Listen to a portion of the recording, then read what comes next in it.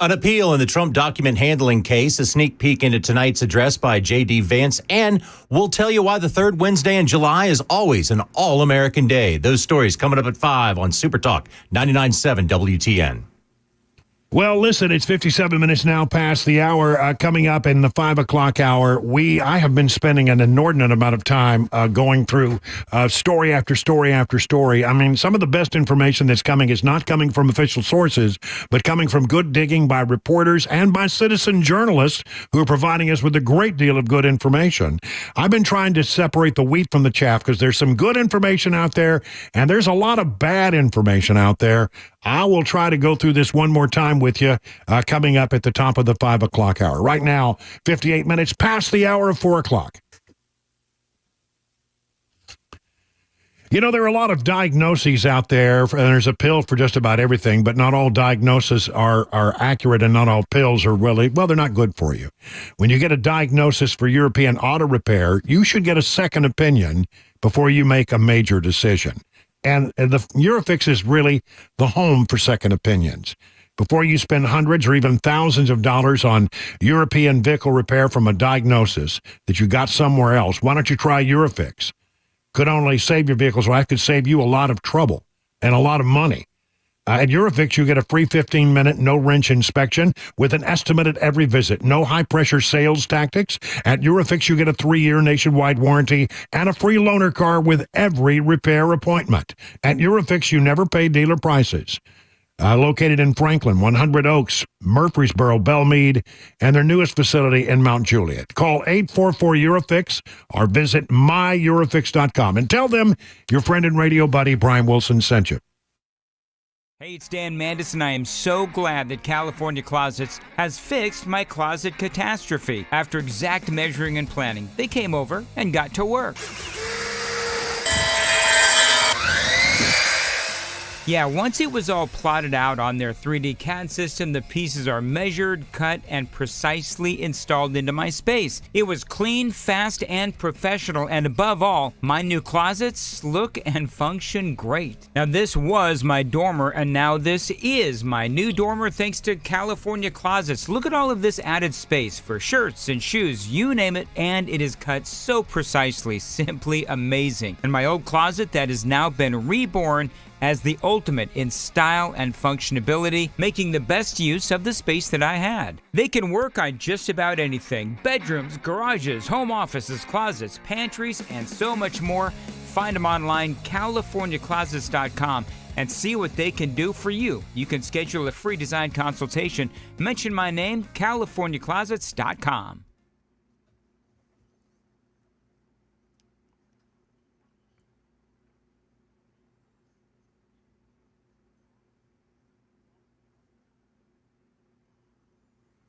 It's 5 o'clock. I'm John Michael with your top stories. Mostly sunny and 90 degrees.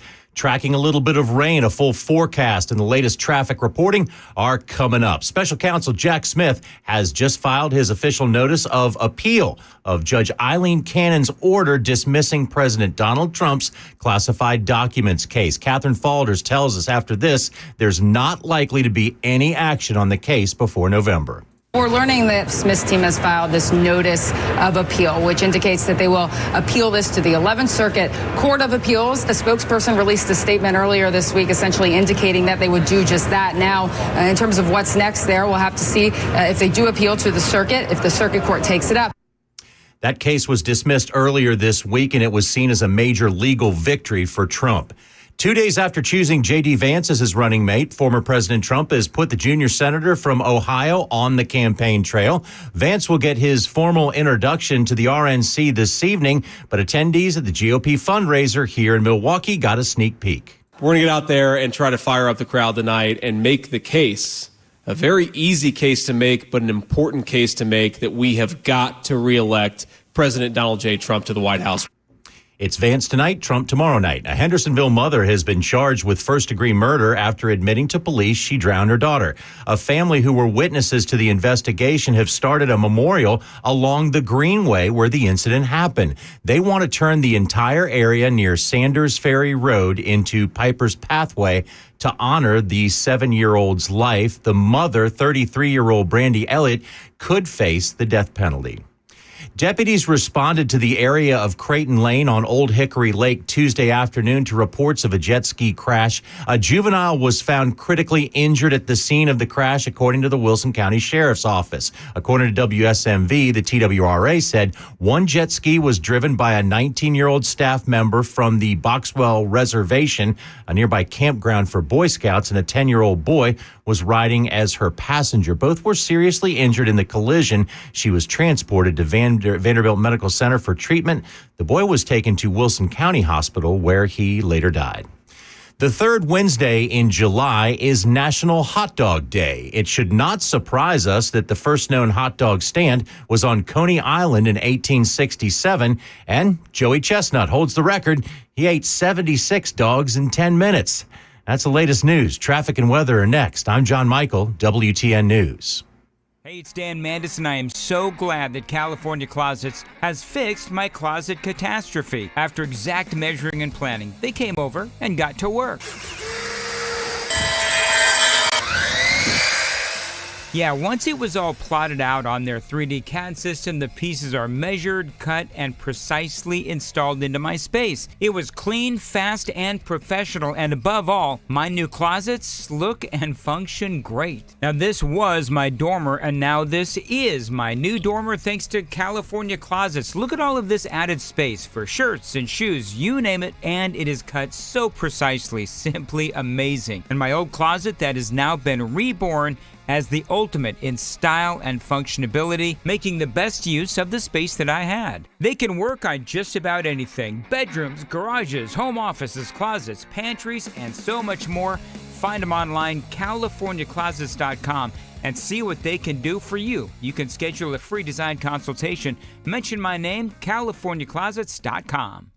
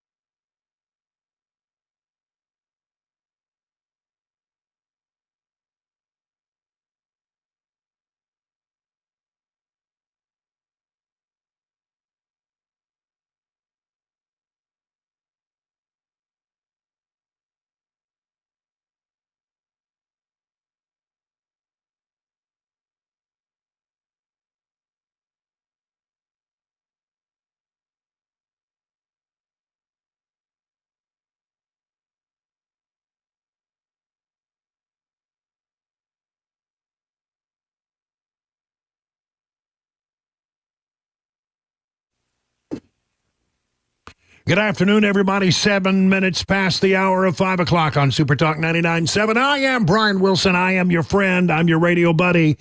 And we're here all the way till 7 o'clock with bringing you news and information. And boy, I tell you what, it's like trying to take a drink out of a fire hose. There's so much stuff that we are trying to absorb and then bring to you.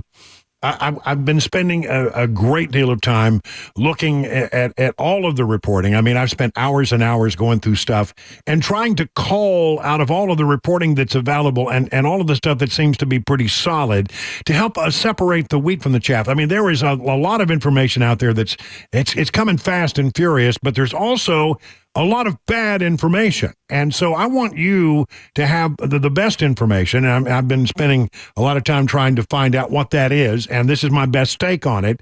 So bear with me. I'm going to get into the weeds on a lot of stuff regarding the shooting on Saturday.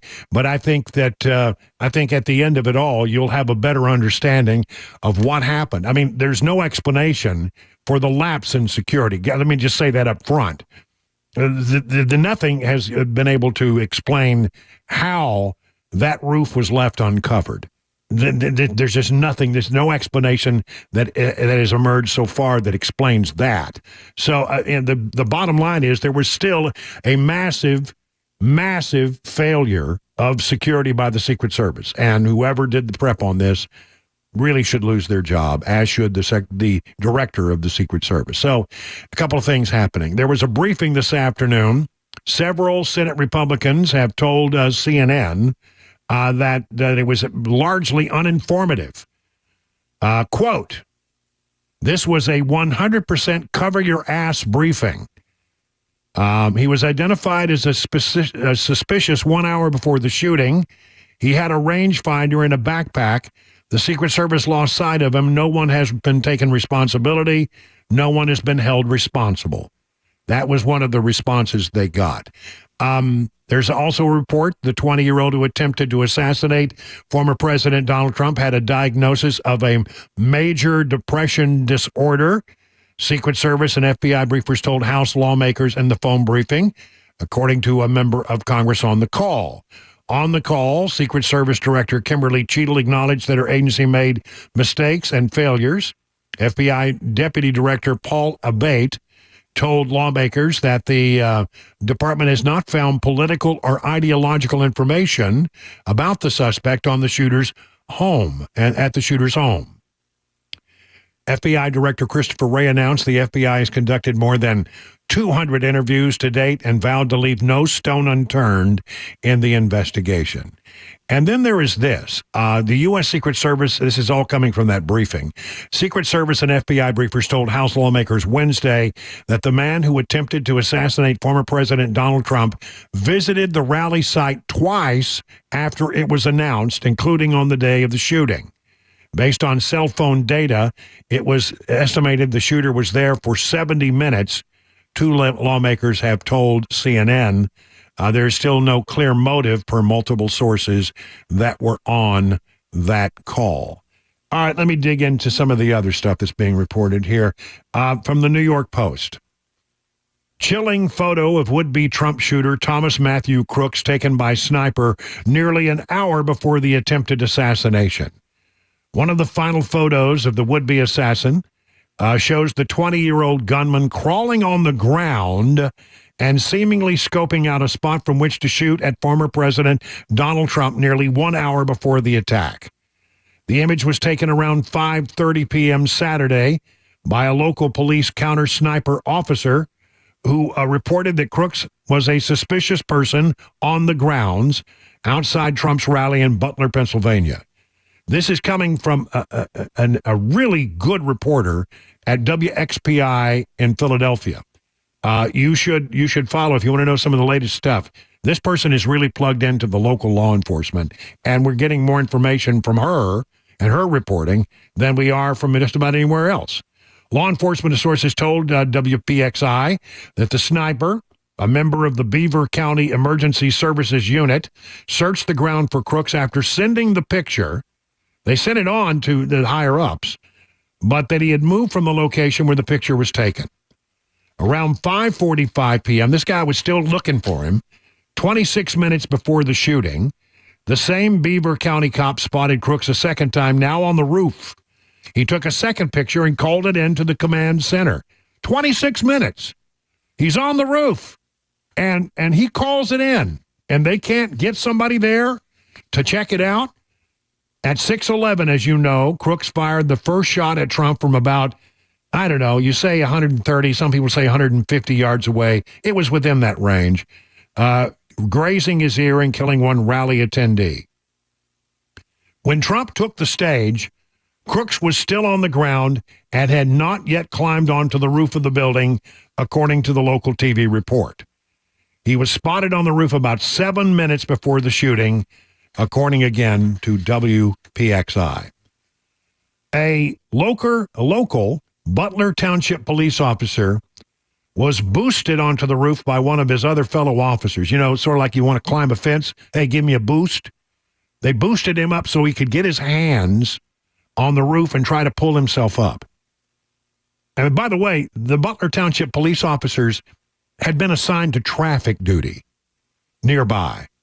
They were the first ones to get to that roof, and they were basically, there were about 4 or 5 of them that were handling traffic, and they ran over, and they were the first to get to this roof and get a look at the guy. Now, as they poked their head up, they saw the guy, they said, yeah, he's got a gun, and then the guy turned the gun on him, and the officer ducked, and as he ducked, he lost his grip and fell some 8 feet to the ground. I think you could make the case that this Butler Township police officer may have been responsible for rattling the shooter. He now knows, okay, I've been seen. If I'm going to do this, I've got to do it quickly because they're on to me. His adrenaline is pumping, and he misses the shot. Maybe because he was rattled by that police officer who had identified him. But why immediately at that point did somebody not get on their radio? Apparently, the Butler police officers, when they got to the ground, they immediately began transmitting on their frequency, on their police frequency, there's a guy on the roof, he's got a gun, a guy on the roof, he's got a gun, and somehow no action was taken by the counter snipers. It's hard to believe. They also found a transmitter, 12-button transmitter, connected. They believe the transmitter was connected to set off an explosive device found inside Crook's car. Maybe he was planning that as a distraction as he left the scene. I don't know. Crooks had been spotted by law enforcement using a rangefinder and looking at his phone nearly an hour before Trump took the stage, though he first raised suspicion around 3 p.m. that day when he passed through the security screening area with a rangefinder. What do you got? What is the rangefinder? I mean, why in the world that would not send off all kinds of alarms? I don't know. More on that from CBS News. Local sniper deployed to assist the U.S. Secret Service at former President Trump's rally. Took a picture of him. Saw him looking through a rangefinder minutes before he tried to assassinate the former president. Here's more about the Butler County police officers. Butler County Sheriff Michael Sloop told CBS Pittsburgh station KDKA that an armed municipal officer with Butler Township was hoisted by another officer onto the roof where the gunman had taken a position. Crooks focused his rifle toward the officer, who ultimately let go, falling off the roof. And moments later, the shots rang out. All right. Let me get to this Washington Post story because there's some real interesting work going on here. They have taken 40 videos and photos. They've done satellite imagery and terrain analysis, and they have used this to make a very sophisticated 3D model of the entire scene, examining the rally site and the shooter's position.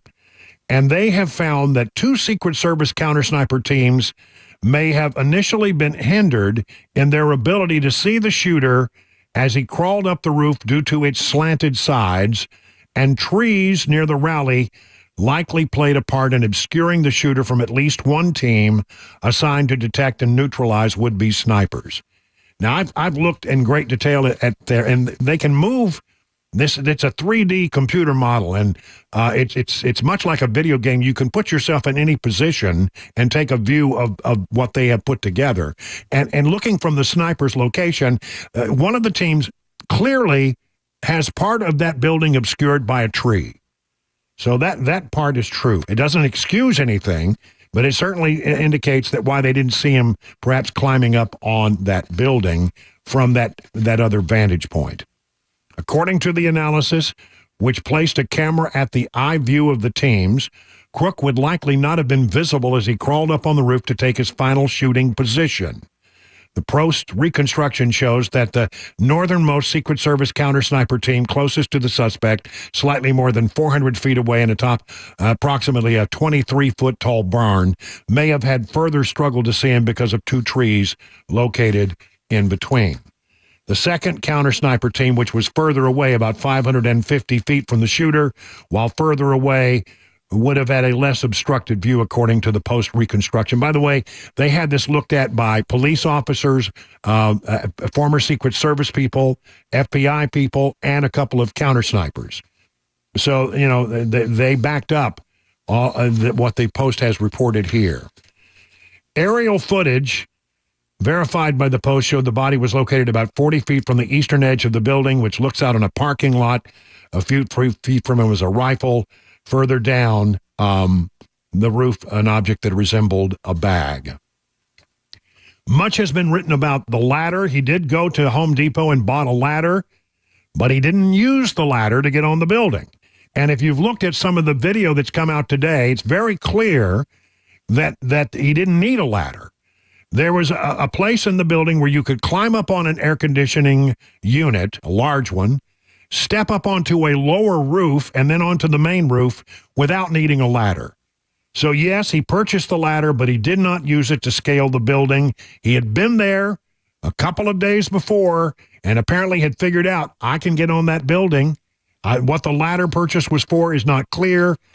I have seen pictures where there is a ladder, but I believe that was the ladder that was used by law enforcement later, not at the time of the shooting. This report from Fox News also said that Crooks had a tactical vest in the car, but did not put it on prior to climbing on the roof. And probably the most maddening thing here is that it appears now that no one had been given responsibility for securing that building. This is from Reuters. They go in, they've talked to everybody. Two local Pennsylvania police officers who went to check out a dispatch call of a suspicious person in the area were alone when one of them hoisted up a partner to check the roof, as we've told you, was confronted by the gunman, fell off the backwards, and then called it in. But they've talked to people, and they say, well, the sheriff says that the Butler County Sheriff deputies were not given responsibility for securing inside or outside the perimeter. It wasn't them. The Pennsylvania State Police, which helped staff the event, likewise said they were not given responsibility for securing the building. And the police in the Butler Township, we've already heard that what they were doing was handling traffic. There were only about 4 of them. This is a massive screw up. I mean, this is just unbelievable that this could have happened. I have much more to report. Bear with me while we take a break, 20 minutes now past the hour.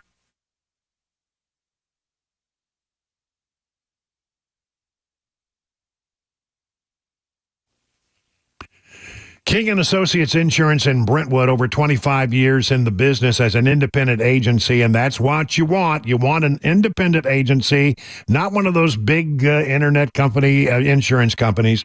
You don't want to do that. An independent agency can do something they can't. They can shop around and find a really good policy for you. Not just take the one they have on the shelf. They can shop around many, many different companies to find the policy that gives you the most bang for your insurance buck. And if you call this number, 615-329-8121, you're not going to do the thing that you do when you call the insurance companies that work on the internet. You know, you get on have you ever tried calling those people? Takes you hours sometimes to get through. You dial that number and you'll get an actual human being who will solve your problem or find somebody who can. Multi-policy discounts, 20, 25, 30, 35%. Huge savings are possible. So why don't you get your royal review with King & Associates Insurance? Log on to tkinginsurance.com. King Insurance & Associates, royal treatment and great rates.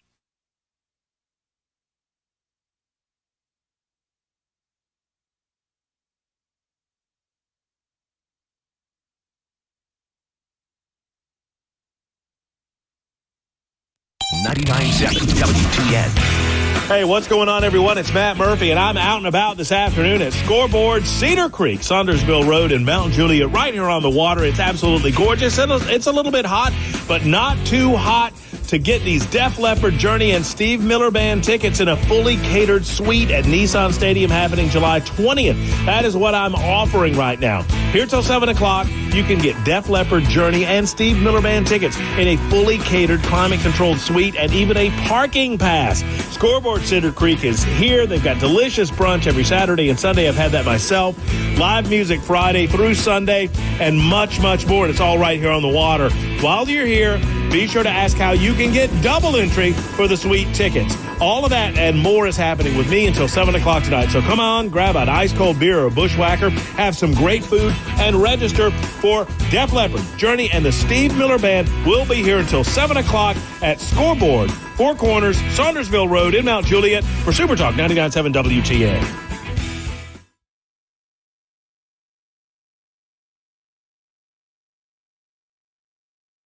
The guaranteed offer is the easiest way to sell your home. It's really simple. We bring you an all-cash offer. You close in as little as 21 days. No home inspections, no lock boxes, no open houses. Go to markspain.com to get a guaranteed offer and start packing.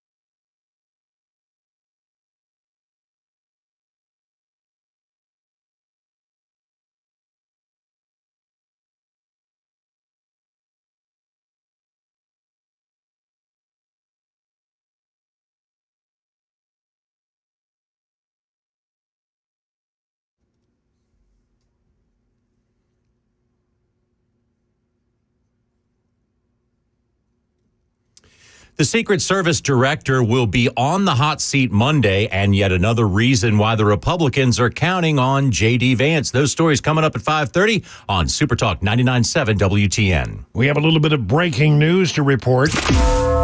President Biden has canceled some remarks that he was going to make today because apparently he has tested positive for COVID. That news being reported by Fox News. He was going to give another campaign speech today. Those remarks have been canceled. He has been seen boarding Air Force One, and apparently the explanation is the whole thing has been canceled because he tested positive for COVID. We'll keep you up to date on that, and I know that John Michaels will be looking with the very latest information coming up at 5:30. Now, we were talking about the coverage of the events of Saturday. I want to play a lot of sound for you. Let's talk a little bit about Mark Green. We had him on the show yesterday. He got the advent. He was part of that briefing that took place today, a virtual briefing. Now, a lot of people are walking away from that briefing saying we didn't learn much. But here is Mark Green again, chairman of the Homeland Security Committee, Tennessee congressional representative from the 7th Congressional District of Tennessee, talking about, will this change things for Donald Trump? I don't see President Trump backing down on anything, so the Secret Service needs to get its act together. Whoever made the decision not to cover that building, that's probably the biggest flaw in this thing. The assessment team trying to cover that from the 8 and the 3 o'clock position with the counter sniper team. But there are other errors, but the Secret Service has got to do its job. And look, the vast majority of the people with the Secret Service are doing a great job. But those decisions that resulted in this failure, and at least Director Cheadle was brave enough to say that in this particular call we just had, that can't happen again, not ever again. Neil Cavuto asked the congressman, should Cheadle resign? Well, I don't think she should be in this job at all. That comment about the slope, there are some other things that I'm not prepared to go into right now, and we're going to have those conversations in committee hearing. But yeah, I think she doesn't deserve that position, no. All right, and what about the rules of engagement? Questions about that? It's very, very concerning that individual was identified by local law enforcement, and we haven't gotten the details. Even today on the briefing we just had, they wouldn't answer the question about what happened between that suspicious moment and what the rules of engagement are for local law enforcement interacting with the Secret Service. So that's something, I guess we're going to have to bring these guys into the committee and get the details of that. But a full hour before he's identified with a rangefinder and he's not apprehended or at least detained, it just makes no sense. So lots of details still yet to come. Apparently, the information that they learned on this phone call was that the father had given his son the gun to go to the range. That was what he was expected to have done with the gun. What's been told to us by the FBI is that the father actually gave the weapon to his son to go shoot at a range, and they once the incident happened, then they were concerned, but they were not to my knowledge were there any calls from the family to law enforcement saying, hey, our son is doing suspicious activity. So nothing before the event that you know of? Correct, that I've been told by the FBI or the director, and I've had multiple conversations with these guys over the past several days. And much of the conversation of late has been from the Secret Service. Well, we had already upped the security because of the Iranian threat. To my knowledge, there's been no added security for any additional threat other than what was prepped for the rally itself. That's all that we were told. And we can get into that building being uncovered and the perimeter being breached and all of that, but no additional resources were allocated just because of that threat. Representative Mike Turner is chairman of the House Intelligence Committee, and he said this. It's actually been a known, a continuous and existing threat to President Trump and his cabinet members as a result of the killing of Soleimani. It's been known. It should have been factored. It should have been baked in to the security platform and structure that they had, which certainly should have meant that a 20-year-old couldn't get up on a sloped roof and shoot Donald Trump. As we unfold this, it's clear that there's failures at every level. It is absolutely disheartening to think how close we came. Thank God Donald Trump is alive, but it also really that the failures should have been easily remedied. I can tell you this in comparison. Even if the information is of a specific new threat, it is just part of the continuation of the existing threat from Iran. And especially when you take it coupled with Director Wray's statements of the word the highest threat level for a terrorist attack as a result of the open border, individuals who are affiliated with terrorist groups and organizations, many of which are Iranian proxies, have been crossing the border and are right here. You don't have the FBI knowing where they are, or clearly the Secret Service taking into consideration the threat to the former president. It is not thought that the Iranian threat was connected to what happened, though, on Saturday. Time for the news at 5:30.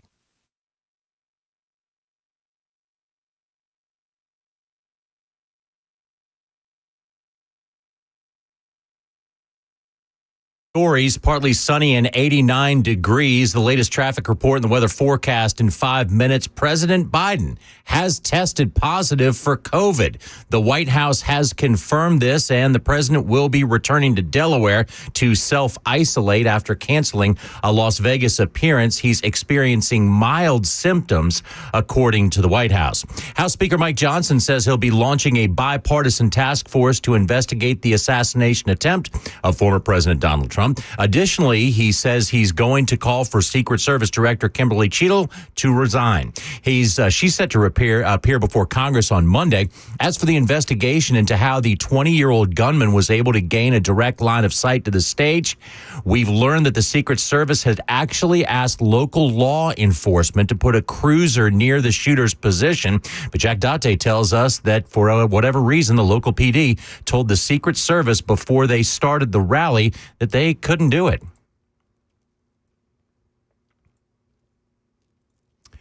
A congressional committee will get the chance to question Cheadle on Monday. Tonight's session of the Republican National Convention will be a coming out party for Donald Trump's running mate. ABC's Jim Ryan says Ohio Senator J.D. Vance will be introduced as the GOP vice presidential nominee after being a critic of the former president. J.D. Vance's history of criticizing Donald Trump has already been laid bare. Some Republicans say it's a strength, not a weakness. It's a good thing that he was a never-Trumper because he's going to pull in all those never-Trumpers. Texas delegate Monica McBride. I mean, he was very anti-Trump, and he's done a complete turnaround. She's hoping Vance's speech before the RNC brings others into the fold. Donald Trump will take the stage tomorrow. He'll deliver a speech he says he totally changed after the attempt on his life. That's the latest news, traffic, and weather. Next, I'm John Michael, WTN News.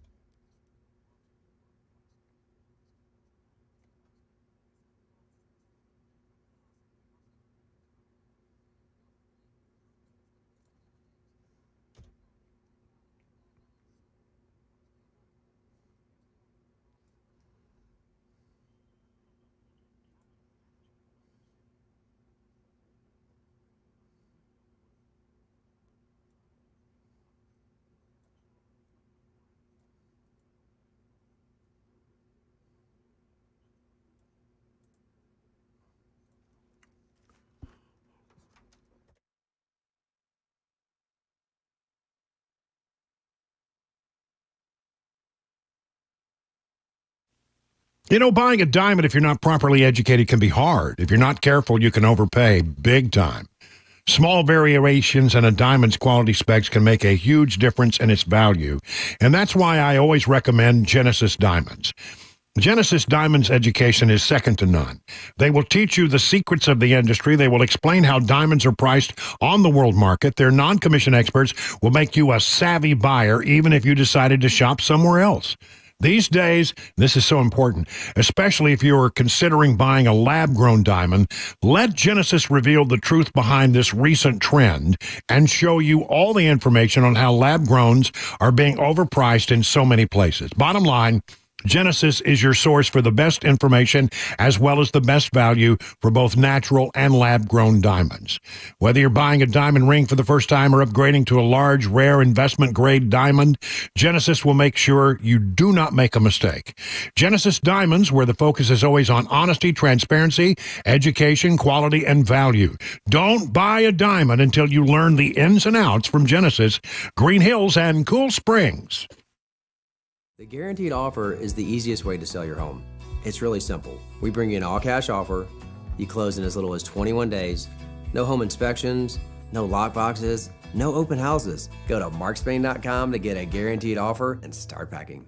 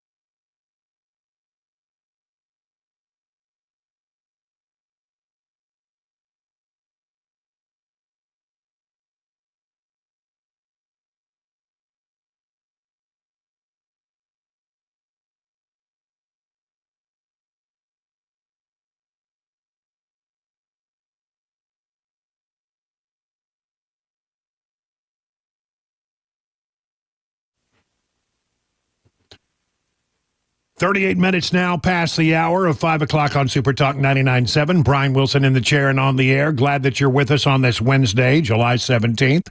I have 89 degrees right now. We did get a little bit of break. I mean, some rain did come across the area today, but we don't have anything that really mattered to much. It didn't amount to much. I mean, by the time 15 minutes had passed, you couldn't tell it had rained. So it wasn't much of a rain shower, at least where I was. This news, as you heard in the newscast, the current president of the United States, Joe Biden, has had to cancel some remarks and returned, I guess, to Washington. He has been found positive for COVID. Positive for COVID. I think this may be like the third time that the president has gotten COVID. And so he said mild symptoms, but he has canceled his speaking engagement for the evening. Let's take a look at what's happening at the RNC. First, we'll start by looking at last night. Big night at the RNC, a night where they continued the theme of unity, and you heard from people who, on occasion, have not been Donald Trump's biggest supporters, like Nikki Haley. I'll start by making one thing perfectly clear. Donald Trump has my strong endorsement, period.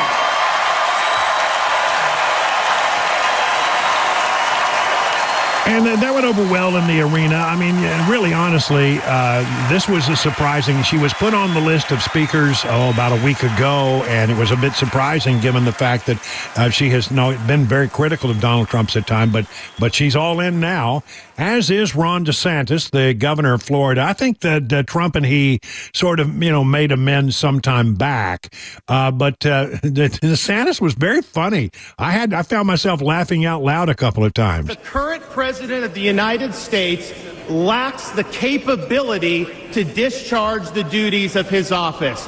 Our enemies do not confine their designs to between 10 a.m. and 4 p.m. We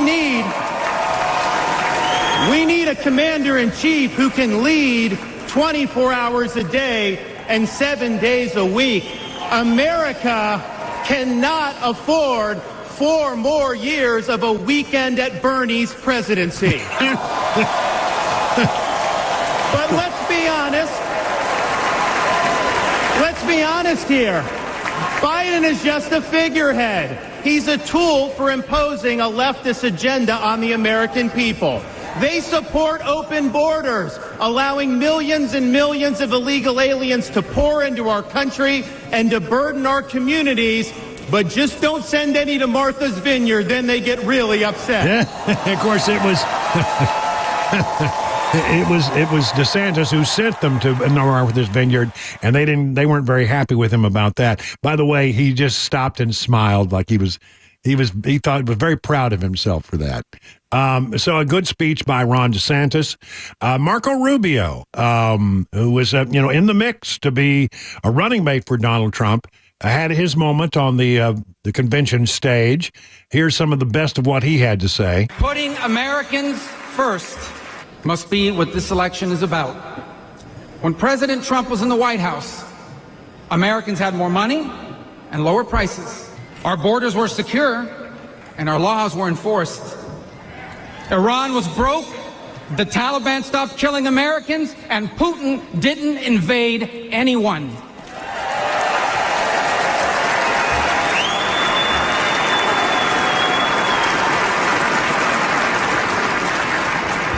Now, under Biden, high prices devour paychecks. Criminals and drugs are allowed to flood into our country and terrorize our people. And Iran has money to support terrorists. The Taliban humiliated us in Afghanistan, and not one, but 2 major wars have broken out. My fellow Americans, the only way to make America wealthy and safe and strong again is to make Donald J. Trump our president again. So there's Marco Rubio. I think, again, the show of unity is so interesting. You look at Republicans, and especially in the wake of what happened on Saturday, more unified than ever. And if you compare and contrast that with what you see on the other side of the equation with the Democrats, they're in chaos. I mean, we'll spend some time before we get out of here at 7 o'clock going back over some of the things that are going on with Biden, but he's not out of the woods. He may have to step aside yet. And today, having to retreat from the campaign trail because he's got COVID, not a good thing, not another bad mark in the direction of Democrats. They're in complete disarray. And amid all that unity, I must say, I think that Matt Gaetz, Republican congressman from Florida, is being a bit of a jerk, quite frankly. Look, Kevin McCarthy and he have some bad blood. Former Speaker Kevin McCarthy, he's at the convention. He's been out there as a Fox News analyst at times. And so he's been there in a very prominent way. And he was on the floor and somebody stopped and asked him to do an interview. And Matt Gaetz, who just hates him, because, there was an investigation of Matt Gaetz, by the way, an investigation that's ongoing into some of his activities. And he started heckling, literally heckling the former Speaker of the House. What night are you speaking? Are you speaking tonight? Or one person? No. Hey, you're not. If you took that stage, you would get booed off of it. You would get booed off the stage. Really, not necessary. I mean, he just can't let it go, and it's just not in keeping with what we're having, which is otherwise a very unified convention. Tonight, J.D. Vance, the running mate, will give his big speech. He gave a preview of the things that he will talk about to supporters earlier in the day. I'm very excited about this evening, and I don't plan to screw it up, but if I do, it's too late. He made the pick, right? It's official now. We're going to get out there and try to fire up the crowd tonight and make the case, a very easy case to make, but an important case to make, that we have got to reelect President Donald J. Trump to the White House, right?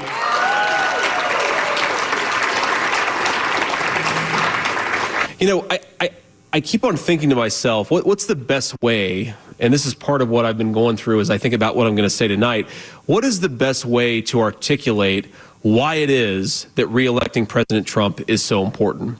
And there are all these different sort of spins that you could take on it. One is you could say, with apologies to our friends back there, the media has lied more aggressively and slanderously about a guy, and he keeps on coming through it. He keeps on persevering. He keeps on fighting. President Trump has taken everything that they've thrown at him, and he's come out stronger, and the country has come out better for his service. We should be grateful to him, and I know that all of us in this room absolutely are. But, it's the way that we saw that, the contrast between the lie that the media tells about President Trump and the man that all of us actually know. Of course, we saw it in really, really stark definition on Saturday, because I'm sure that all of you had a similar reaction to me. You see the video, your friends start telling you that, oh my God, they just shot the president. And then when I first saw the clip, I was worried. You saw him go down, and I didn't know what was going on afterwards. I was so terrified that we had just lost a great president, but it would have been an unbelievably terrible thing for our country in that moment in time. I was just so afraid for him and so afraid for our country. And then, of course, he stands up a minute later after they shot him. They literally shot him. And he raises his fist in the air and he says, "Fight, fight, fight." He fires up the crowd. But this is where the media was really dishonest, and I think they really miss what the man is made of, because after he literally got shot, came within millimeters of losing his life in the service of this country, what did he do? I remember what I did. I was pissed. As soon as I knew he was okay, I felt relief, and then I was like, I cannot believe an assassin tried to take down the President of the United States. I was mad about it. Was he mad and angry? He called for national unity. He called for calm. He showed leadership, my friends, that the media keeps on saying they want somebody to tone down the temperature. Well, Donald Trump got shot and he toned down the temperature. That's what a real leader does. So it'll be interesting to see what he has to say tonight. I like this guy. I mean, immediately after he was made the nominee, I went and watched this movie, Hillbilly Elegy, which is based on the book that he wrote about his life. And by the way, it's sort of a difficult movie to watch. It's not a happy, upbeat thing until the very end. It's difficult to watch at times. It's a little. As I turned to Cabana Wife while we were watching, I said, "This is a little dark." Some of the things he had to go through as a kid, and indeed it was. His mother was addicted to drugs. He was raised by his grandparents from a very low-income Appalachian family in Ohio, and really had some difficult times. And just at one point decided he's going to pull himself up by his bootstraps and made something of himself. He went through his undergraduate education in 2 years, flat. Then went to law school at Yale, which is no easy thing to do, and had to struggle to keep the finances in place to continue going to that school. So then he went into the world of business and did well for himself, wrote a book that became a movie, and then got into politics. A real success story, J.D. Vance is. So it'll be interesting to see what he has to say tonight. And I know that, when you know that you're going to potentially be a running mate, I guess you start putting some ideas together. But he didn't know until 20 minutes before we knew that he was going to be the vice presidential running mate. So he's been spending a lot of his spare time trying to put together a convention-level speech that will be memorable and introduce himself to the nation. That will be going on. Again, the breaking news that is coming out of the Democrat side of the equation. The president has COVID. The current president has COVID and has come off the campaign trail, headed, I guess, back to Washington out of Las Vegas. He had remarks that were scheduled for tonight. They've been canceled.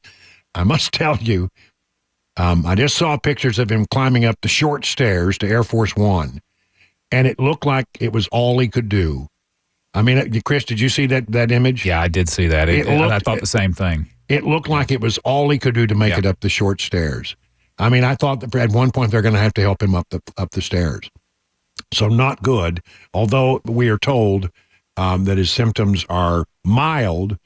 I mean, things are not going well for Joe Biden these days, and this was certainly something that you don't need to have to come in off the campaign trail because you have contracted COVID. 51 minutes now past the hour of 5 o'clock.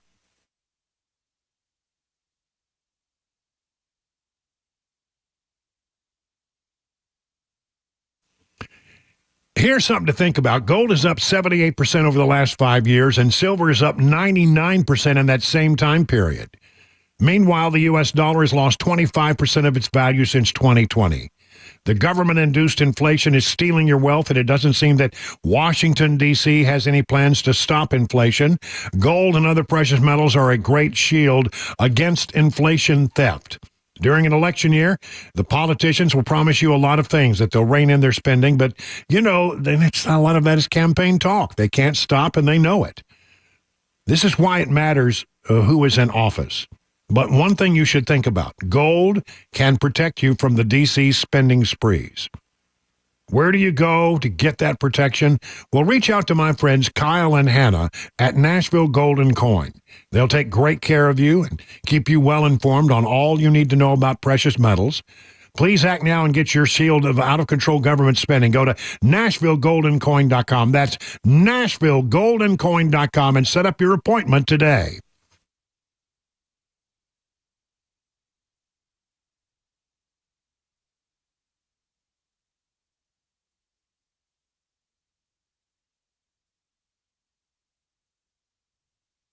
WTN.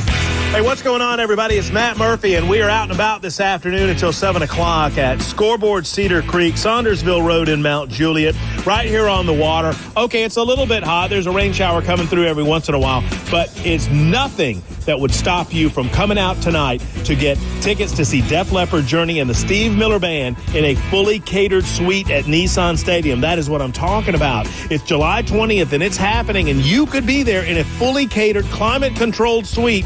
And I'll even give you a parking pass.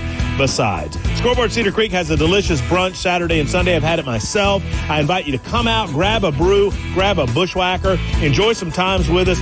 Good music all weekend long as well, and you can register to win these sweet tickets to see Def Leppard, Journey, and the Steve Miller Band. Somebody's going to win before I leave at 7 o'clock tonight, and it may as well be you. So come on out and see us. We'll be here until 7 o'clock. Scoreboard, Cedar Creek, Mount Juliet, me, Matt Murphy, and Super Talk 99.7 WTN.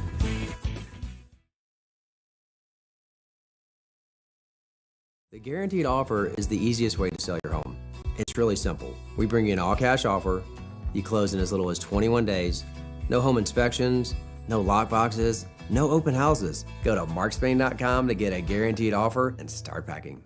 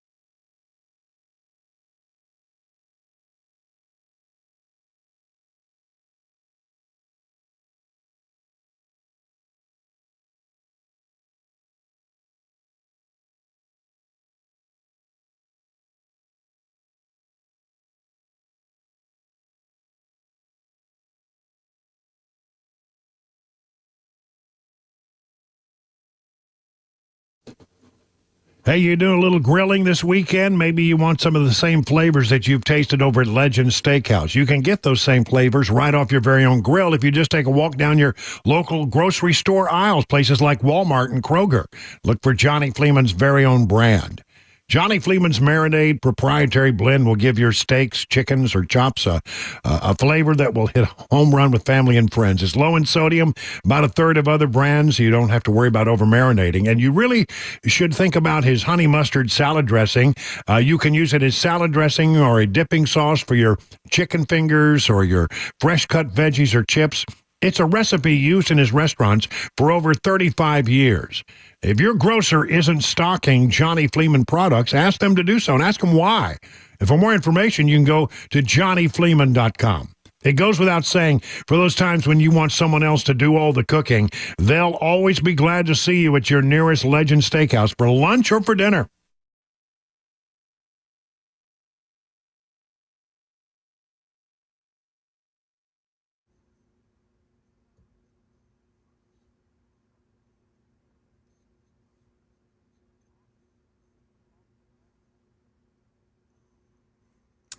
It's 6 o'clock. I'm John Michael with your top stories. Mostly sunny and 88 degrees. The latest traffic report and weather forecast in 5 minutes. The White House confirms President Biden tested positive for COVID-19 Wednesday while in Las Vegas. ABC News White House correspondent Karen Travers has the details. The White House says President Biden tested positive for COVID Wednesday and is experiencing mild symptoms. His physician, Dr. Kevin O'Connor, says in a statement the president this afternoon had a runny nose, cough, and general malaise. O'Connor says the president felt okay for his first event, but since he wasn't feeling better, was tested for COVID. Mr. Biden has received his first dose of Paxlovid. Press Secretary Karine Jean-Pierre says the president will be returning to Delaware, where he will self-isolate and will continue to carry out all of his duties fully during that time. And Biden is fully vaccinated, according to the White House. Law enforcement officials investigating the assassination attempt on former President Trump told lawmakers in an unclassified briefing that 20 minutes passed between when the Secret Service snipers first spotted shooting suspect Thomas Matthew Crooks and when shots were fired. Homeland Security reporter Jack Date has more. Why he went without being confronted by law enforcement for that period of time is going to be a key question as investigators move forward and as the Homeland Security review occurs of this incident. Crooks fired his first shots at 6:12 and was killed by Secret Service 26 seconds later, according to law enforcement. And a back and forth today between the Biden and Trump campaigns over a date for the VP debate. Here once again is Karen Travers. The Biden campaign said CBS News has offered and Vice President Harris has accepted an invitation for a debate on Monday, August 12th, and is encouraging Trump running mate Senator J.D. Vance to do the same. The Trump campaign responded with a bit of trolling, alluding to the calls from some Democrats for President Biden to withdraw from the race. A Trump campaign spokesman saying, quote, "We don't know who the Democrat nominee for vice president is going to be, so we can't lock in a date before their convention." They go on to say it would be unfair to whoever Kamala Harris picks as her running mate. The third Wednesday in July is National Hot Dog Day. It shouldn't surprise us that the first known hot dog stand was on Coney Island in New York in 1867. Joey Chestnut holds the record. He ate 76 dogs in 10 minutes. That's the latest news. Traffic and weather are next. I'm John Michael, WTN News. Hey, what's up, guys? This is Matt Murphy for Members Nutrition. I want to tell you about the Members Nutrition difference, and I want to encourage you to go over to the Members Nutrition website. Number one, they believe at Members Nutrition that they can sell vitamins and supplements at a lower cost point, and they're doing it every single day at membersnutrition.com. Number two, they want to make these products right here in the United States of America, not from some overseas company, and they do that every single day. I encourage you to go to membersnutrition.com. You'll get 50% off your purchase price at checkout. You don't have to put in any codes. Just go to membersnutrition.com. Once again, membersnutrition.com.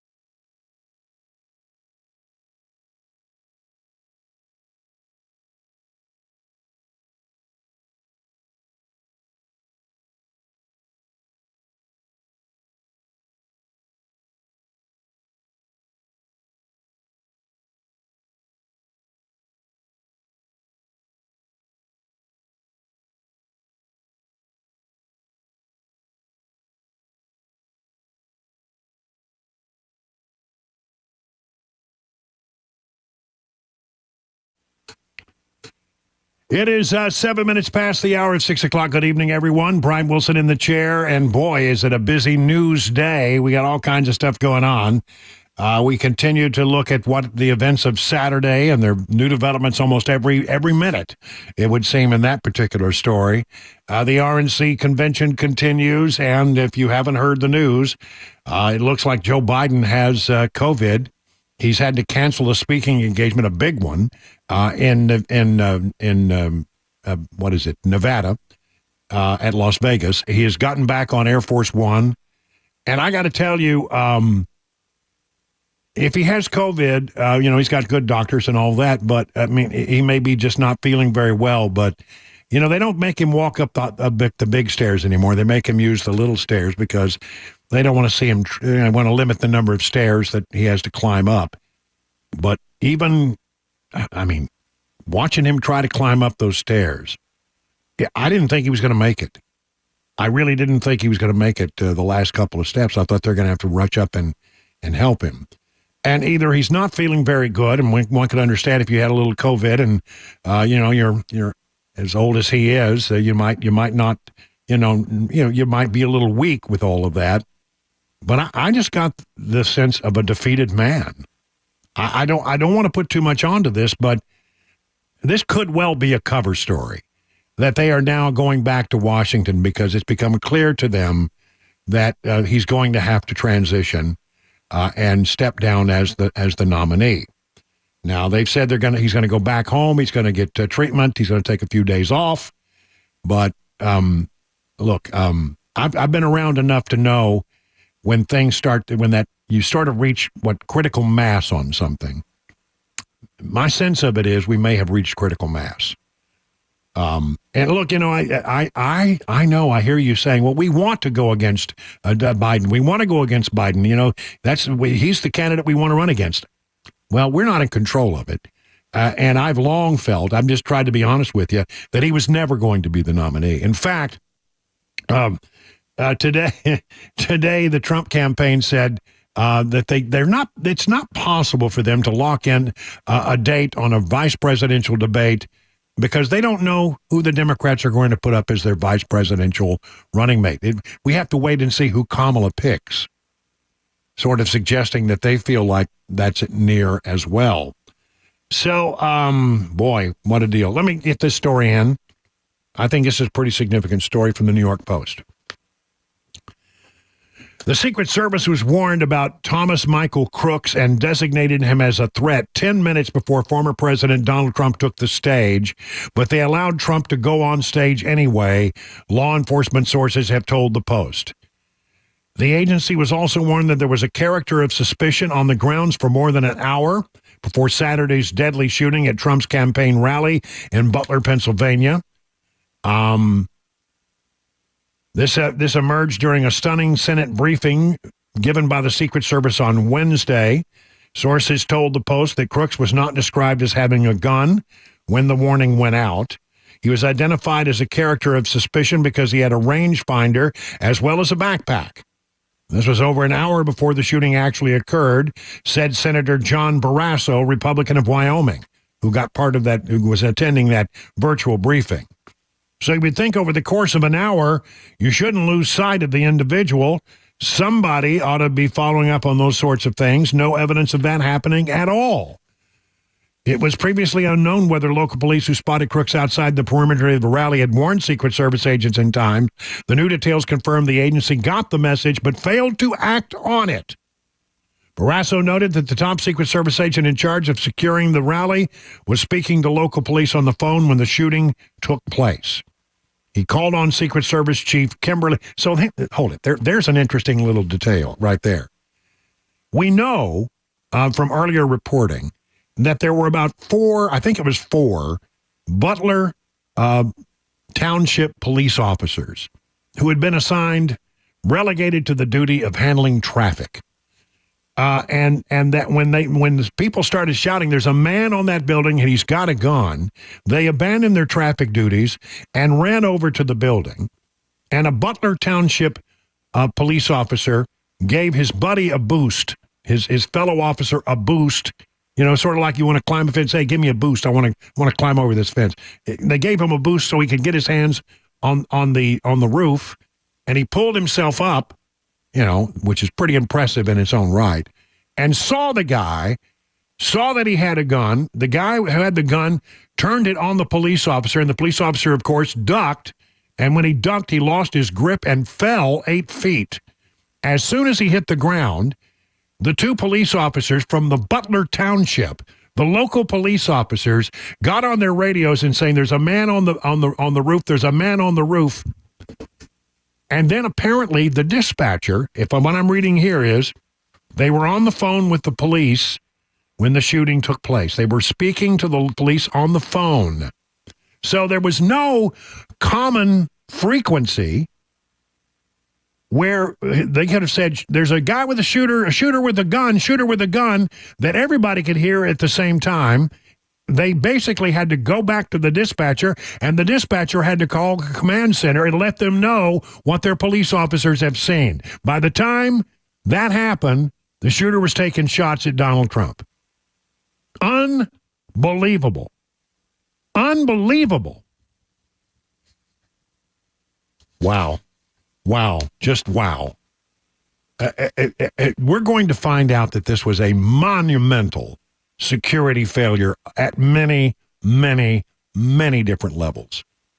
But for the grace of God, Donald Trump survived this thing. I saw a computer simulation that had, I can't really describe it, but if you've seen it, you know what I'm talking about. It shows what would have happened if Donald Trump had not turned his head at just the right moment. And they timed it with the video, and then they did the complete graphic as he turned his head, and you see the bullet graze his ear. If he had not turned his head, he would have been dead. There's just no doubt about it. It was that freaking close. I'm telling you, but by the grace of God that he survived that attack. And I'm angry. I'm truly angry. I don't get angry very often about things, but I'm angry at the lack of security and the total lapse that they had in security planning for this event. This goes against everything I ever witnessed when I was on the campaign trail, when I was out with presidential candidates, when I was out with presidents and vice presidents, and I hundreds and hundreds of times in the course of my career, I've been there where the Secret Service is in charge of security. I don't say I know these guys, but you got to watch them. You got very good at watching them because sometimes when they would start to move, it would alert you to things. So you always kept an eye on them. And I observed them a great deal over the course of a long career in Washington. And I got to tell you, this goes against everything I understand about the agency. Something has happened to that agency, I think, under the leadership of Kimberly Cheadle and the Biden administration. I think they were more concerned about DEI than they were about doing their job, which is to protect the people who basically are supposed to be their protectees. They lost track. They lost sight of exactly how that happened. I think ultimately that's going to be one of the storylines that emerge. So we got Biden headed back to, I guess, either is he going back to the White House or going back to Delaware? Not clear, but one way or the other, he's going back. And he's going to be off the campaign trail for at least a couple of days. He has been taking the medicine. He's vaccinated and boosted, and still, I think this is like the third time he's gotten COVID. I got a feeling that we're very close. That I would not be surprised at all if we heard an announcement now that Joe Biden is stepping aside as the nominee. He said that he might quit presidential race if medical conditions emerged, almost like he was telegraphing this. President Joe Biden said in an interview airing Wednesday that he might reconsider his decision to stay in the race against Donald Trump if a medical condition emerged. Is there anything that you would look to personally to say, if I will reevaluate, said BET host Ed Gordon, asking Biden an interview conducted Tuesday but played out today. If it had some medical condition that emerged, if doctors came to me and said, you got this problem, that problem, he sort of allowed that he would be willing to step aside under that circumstance. As you know, earlier today, or maybe you don't know, Representative Adam Schiff of California, who is the leading candidate of, and he probably will become the next Democrat senator from the state of California, has asked the president to step aside. This is the highest ranking, probably, person on the Democrat side of the equation to ask Biden to step aside. And it comes at a time where a new poll has emerged. It came out today. This is why I think everything's sort of getting to critical mass. Nearly 2/3 of Democrats say President Joe Biden should withdraw from the presidential race and let his party nominate a different candidate, according to a new poll, sharply undercutting his post-debate claim that average Democrats still with him, even if some big names are turning on him. 2/3, that's 65% actually is what it was.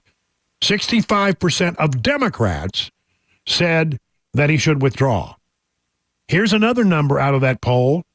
77% of independents think that he should step aside. Now, again, I've told you about the importance of independence. Running a national campaign, you cannot win without independence. And if 77% of independents have said, that's 3/4. That's more than 3/4 of independents saying you should step aside. And 2/3 of Democrats say you should step aside. You should step aside. Overall, if you add everybody, all Americans, Republicans, Democrats, and independents, it's 70% believe that Joe Biden should step aside. Well, when you get a poll like that, it's hard to make the case that, well, the Democrats still want me. Then you got Adam Schiff, who, when Adam Schiff speaks, he's also, I can guarantee you, he's in lockstep with Nancy Pelosi. Has a phone call taken place? Did Nancy Pelosi get on the phone with Joe Biden today after Adam Schiff made this announcement? Because Adam Schiff and Nancy Pelosi, they're in lockstep all the time. I guarantee you, Adam Schiff did not make this statement without clearing it with Nancy Pelosi. So you know what it is? I mean, it really is. It's that drumbeat. Each and every moment, it seems like there's another call for him to step aside. And the drum beats are getting more constant, and they're getting louder and louder. And now he returns having contracted COVID, they say, walking up the steps looking like a dejected man. How long can he last? 20 minutes now past the hour of 6 o'clock.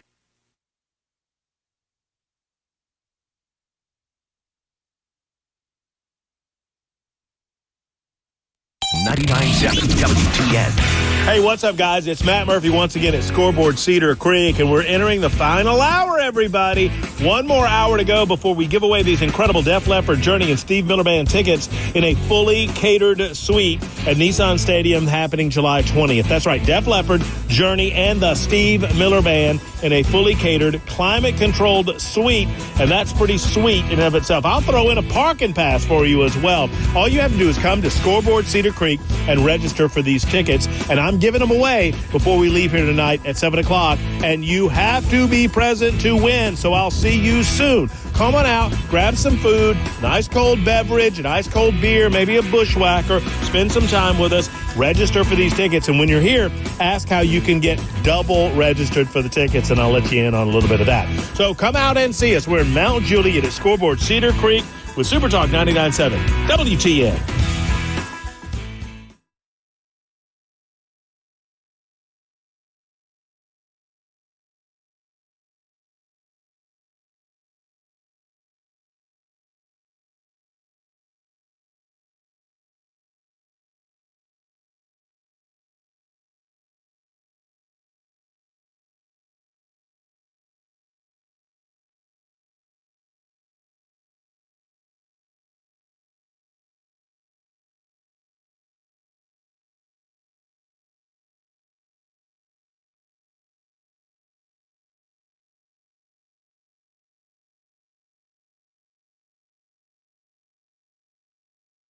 Hey, what's up, guys? This is Matt Murphy for Members Nutrition. I want to tell you about the Members Nutrition difference, and I want to encourage you to go over to the Members Nutrition website. Number one, they believe at Members Nutrition that they can sell vitamins and supplements at a lower cost point, and they're doing it every single day at membersnutrition.com. Number two, they want to make these products right here in the United States of America, not from some overseas company, and they do that every single day. I encourage you to go to membersnutrition.com. You'll get 50% off your purchase price at checkout. You don't have to put in any codes. Just go to membersnutrition.com. Once again, membersnutrition.com.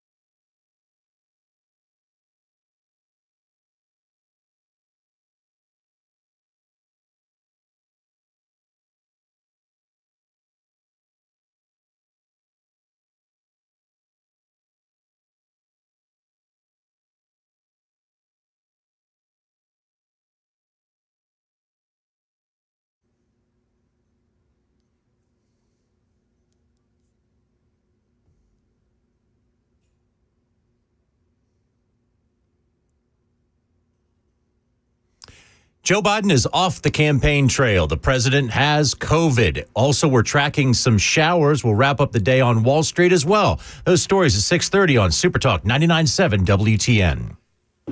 I got to tell you, folks, I think something is up. There was a report floating around that Chuck Schumer has called for Biden to step aside. Now, in recent days, about 8 days ago, he said something along the lines of, "I'd be open to a change if that president wanted to step aside," but fell short of saying, now there's a report floating around, I'm trying to lock it down, that indeed Chuck Schumer has asked Biden to step aside.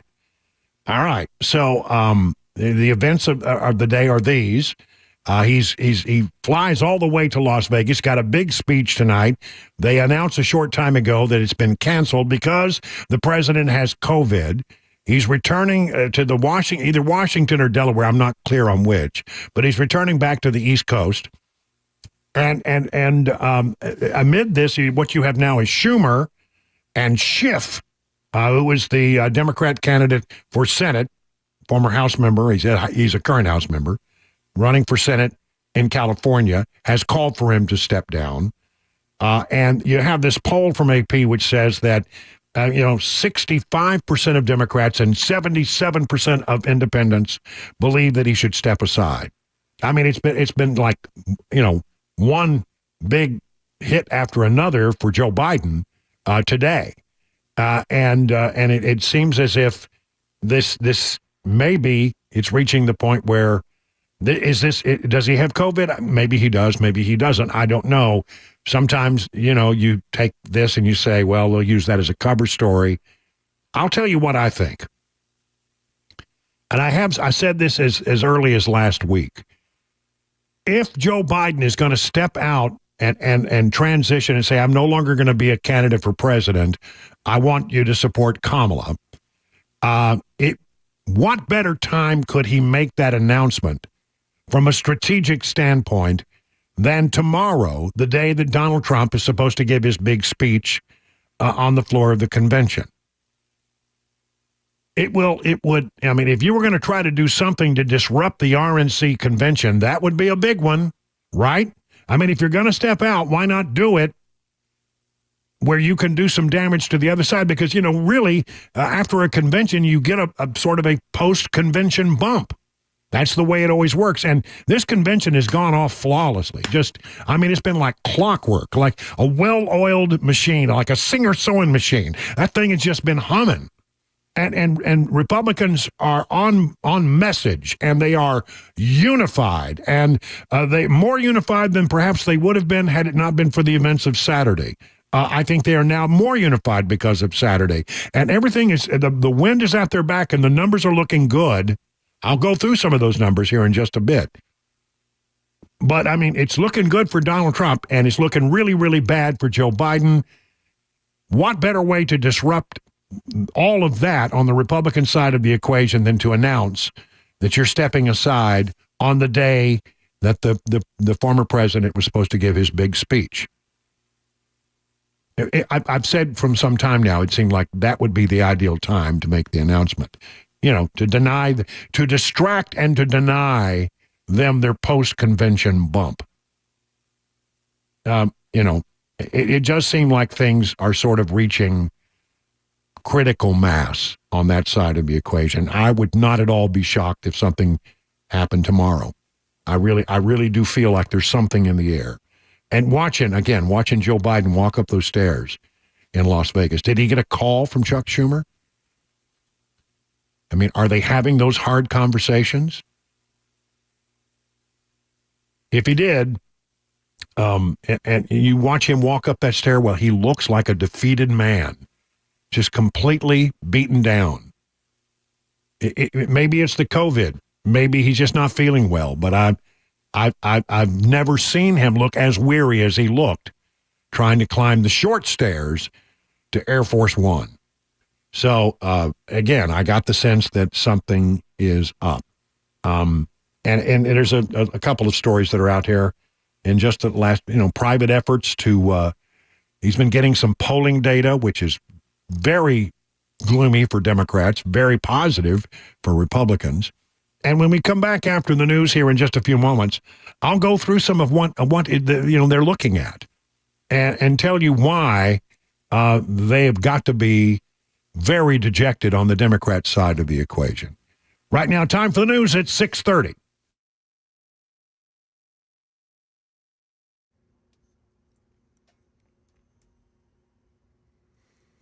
It's 6:30 on the dot. I'm John Michael with your top stories. It's 87 degrees and partly sunny. We got a little bit of rain on the way for Middle Tennessee. Your full forecast and traffic ahead in 5 minutes.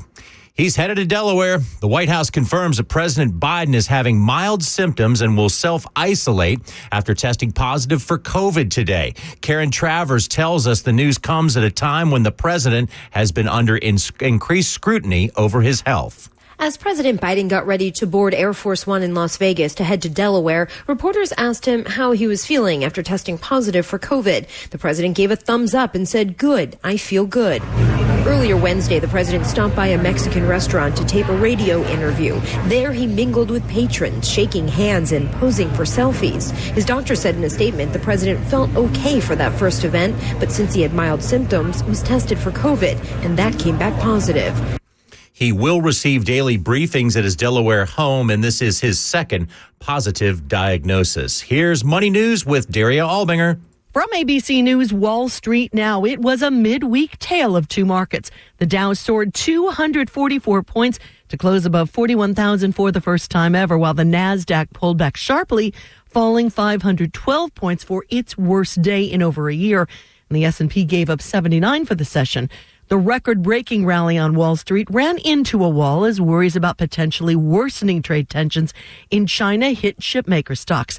ASML fell 12.7%, even after reporting better than expected sales. Tokyo Electron fell 7.5%, and NVIDIA gave up 6.1%. We didn't shop as much as May as we have in recent months. The Commerce Department says retail sales were unchanged in June. The Mirage is about to vanish from the Strip, the tropical island-themed hotel and casino, which sparked a resort building boom in Las Vegas, is closing. New owners Hard Rock International will build a guitar-shaped hotel with 600 rooms.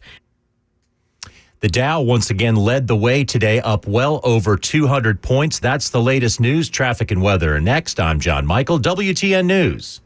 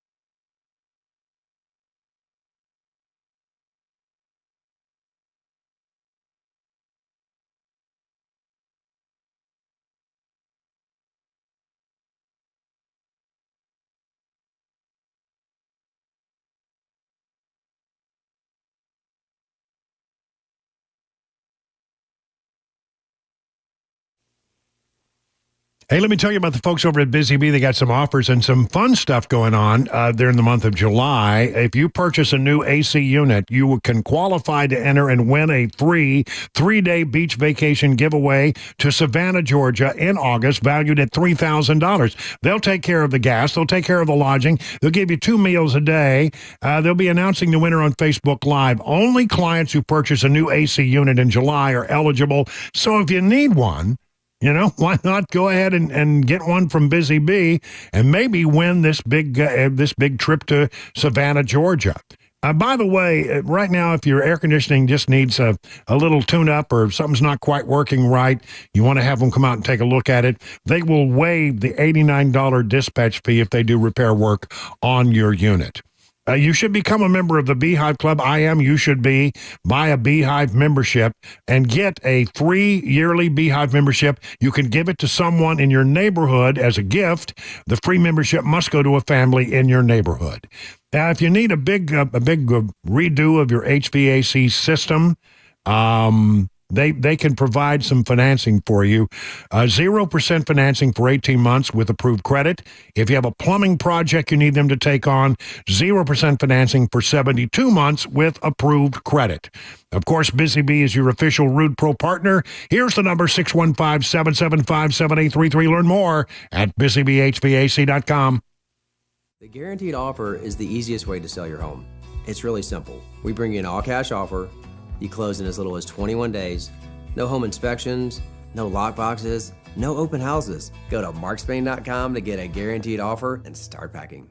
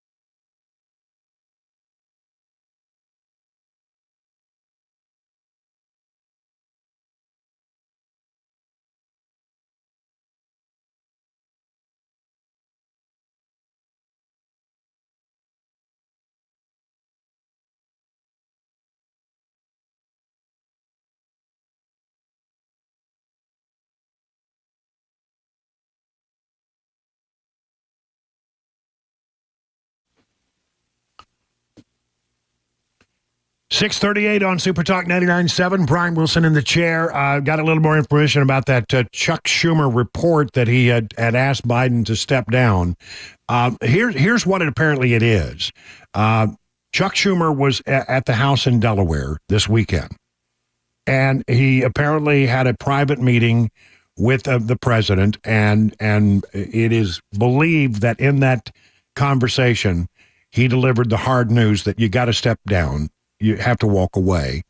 This is not going to work out. And apparently delivered that message. Followed today by Adam Schiff, who speaks. When you hear Adam Schiff speak, it might as well be Nancy Pelosi saying he needs to step down. The message that Schumer delivered was private, but apparently many reporters now know that the nature of that conversation. But when asked to confirm it directly, Schumer has denied the story. Now, that's why it has not been reported widely. But apparently it's common. People know from other folks what Schumer went there to do and what Schumer told them, and that Schumer will not confirm it makes it difficult to report that. But it does sound that that's where that's coming from. There's another story. Here's one. Joe Biden's performance on a weekend Zoom call with moderate Democrats was even worse than the debate. The Zoom call, which occurred less than an hour before Saturday's assassination attempt on former President Donald Trump, was described as tense.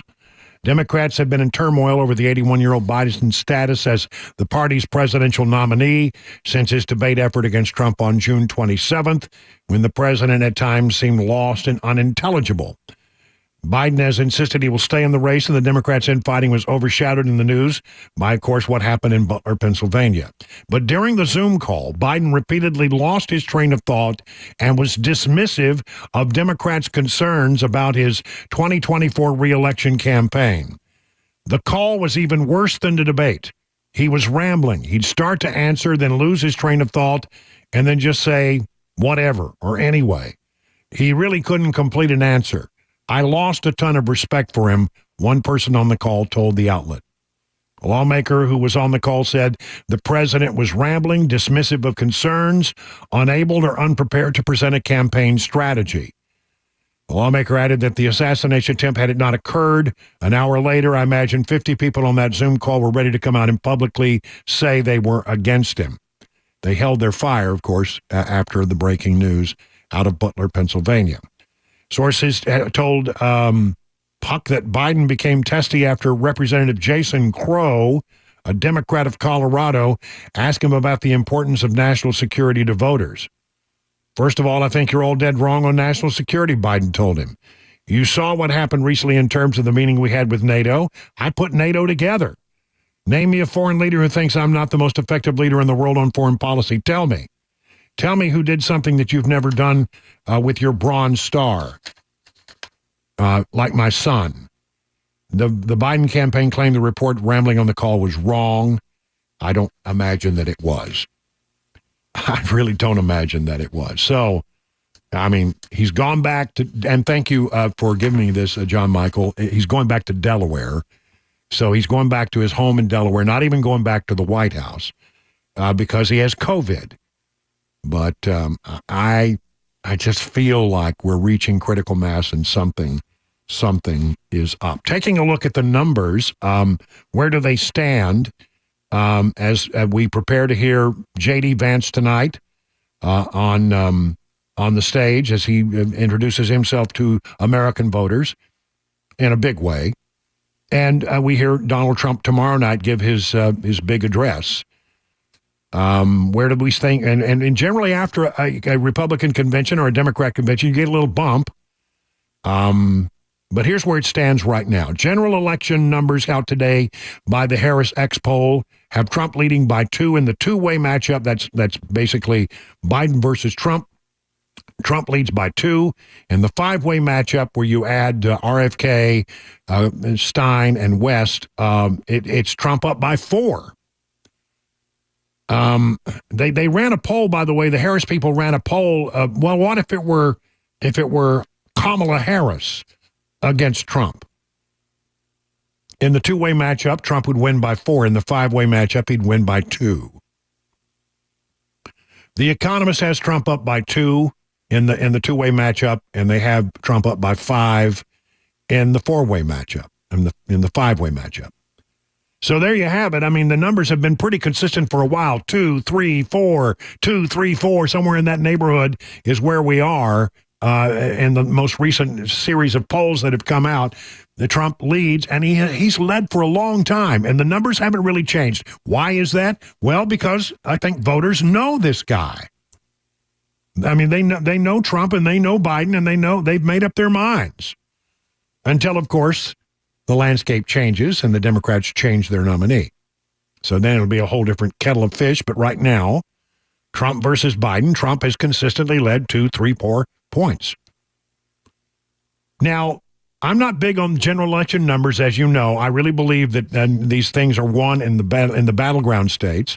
So allow me to just go a little step further here, right? Real Clear Politics has averaged out all of the polls in these battleground states. And in some of these battleground states, it's like it's a runaway as these things go. I mean, in modern American politics, you know, in a deeply, evenly divided country, these numbers are surprising. In Arizona, Trump leads by 5.7, almost 6% on average. That would be outside the margin of error. In Nevada, Trump leads by 5.0%. Again, that's right up against the margin of error.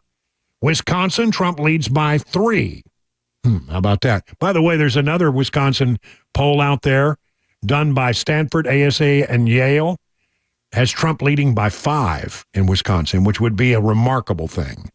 If he wins Wisconsin, he wins Pennsylvania, he wins Minnesota, he wins, it's Michigan. It's all over. All right, so Wisconsin, he's up by 3 on average in the Real Clear Politics average of battleground polls. North Carolina, Trump is up by 5.4. That's getting to be outside the margin of error. In Pennsylvania, on average, Trump leads by 4.5. In Georgia, on average, Trump leads by almost 4 points, 3.9. So, I mean, all of those numbers are exactly where you'd want to be if you're the Republican nominee. And exactly, you know, when you look at these numbers as a Democrat, this is gloomy stuff. Very gloomy stuff. Virginia, which is becoming the swingiest of all the swing states, Virginia, it's a tie. And there have been the Virginia poll. I don't know if I have another Virginia. No, that's the only Virginia poll I have. Again, the Stanford, ASU, Yale poll, which came out, I think, a couple of days ago, maybe yesterday. It's all blurring together. Arizona, Trump up by 7. Wisconsin, Trump up by 5. Pennsylvania, Trump up by 3. Michigan, Trump up by 2. Georgia, Trump up by 4. Nevada, Trump up by 4. I mean, all of these numbers look really, really good for Trump, and you can expect that normally, under normal circumstances, at the end of a convention, as you go back out on the campaign trail, you get a little bump. Which is why I think that Democrats have really been applying the pressure to Joseph Robinette Biden Jr. to step aside.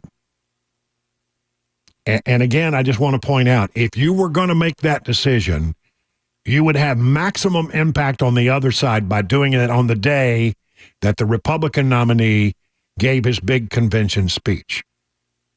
Because you would be distracting from that, for sure. I mean, here you've got Trump. I mean, all TV screens are going to be, all TV is going to be watching to see Trump and see what he has to say after nearly being killed in an assassination attempt. I mean, what drama is there building in that particular moment? And if you wanted to do anything to distract from that, then this would be the time to do it. Look, I don't know. I don't have any inside information, but I've been pretty good over the years at reading the tea leaves, and it feels like to me that something is up. Something is up. Here's another story. 4 new names being floated as replacements for Biden. I mean, in addition to the ones that you hear out there, Gretchen Whitmer, Gavin Newsom, Kamala Harris, of course. But I mean, other names are now being mentioned because I think there are a lot of Democrats who don't think that Kamala is the right answer, although it seems like the way it reads, I read it now, that they probably would turn to her as the nominee and see if they could do any better down the path. But here's some more names that are being mentioned. Governor Wes Moore, Democrat of Maryland. He's a African-American gentleman. He's been governor of Maryland as a Democrat for some time now, be elected 2 years ago, made national headlines and garnered praise for his response to the Francis Scott Key Bridge collapse in Baltimore earlier this year. Apparently, Moore is one of the Democrat candidates that Politico found could outperform Biden in battleground states by roughly 5 points. Governor Josh Shapiro, a Democrat of Pennsylvania, he comes from a battleground state. They would do well to pick somebody from Pennsylvania if they needed to try to save that state. Shapiro is listed as a Democrat candidate who is significantly outperforming Biden in battleground states, according to Blue Labs Analytics. A name I have not heard before, Senator Mark Kelly, a Democrat from Arizona, former astronaut. He's got a twin brother who's an astronaut as well. Married to former Representative Gabby Giffords, who was elected to the Senate in 2020. First elected in 2020 in traditionally Republican Arizona, won a full term in 2022. And then for our friends up in Kentucky, Governor Andy Beshear, Democrat from Kentucky, one of the few Democrat governors in heavily Republican state, won re-election in November of 2023 despite a challenge from a Republican candidate who was considered a rising star in the party. His name I've seen before. Of course, Biden has said he won't step out, but we'll see how things look tomorrow at this time. 50 minutes now past the hour of 6 o'clock.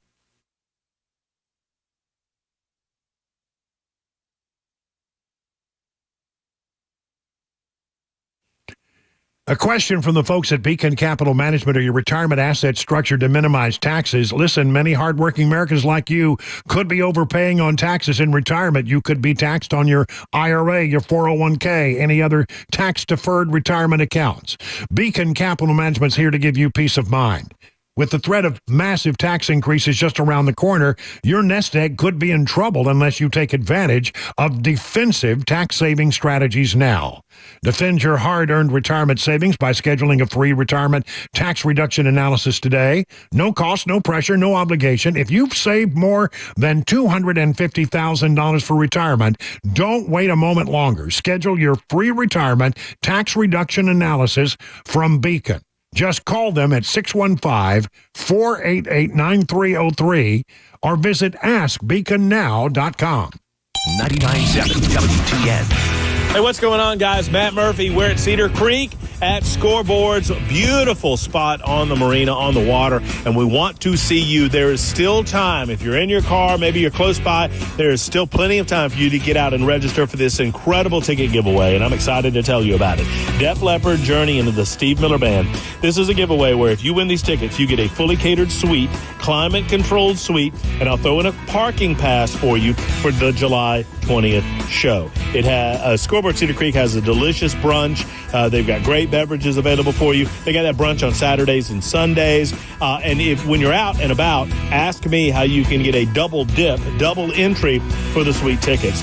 All of it's happening right now with me. So come on out, grab a brew, grab some food, and register to win these tickets. We're giving them away before 7 o'clock tonight. I'll see you soon at Scoreboard Cedar Creek in Mount Juliet with Super Talk 99.7 WTN.